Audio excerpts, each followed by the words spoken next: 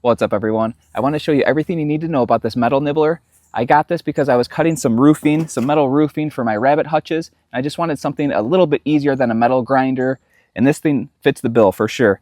So this is completely wireless, comes with a 21-volt lithium-ion battery. It's very simple, easy to use, has a great ergonomic handle here. It fits really well in the hand.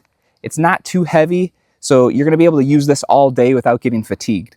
And you just push the button, and you can see the little metal nibbler just kind of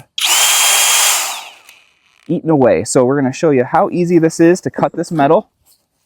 It does many different thicknesses of metal. You can see, just simply put it to where you want it to go.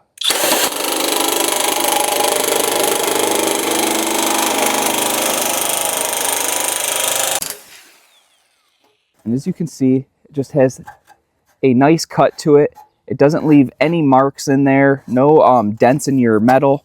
Just makes light work of having to cut any type of metal sheeting. You can cut it long ways like that. You can also go against the grain just like this.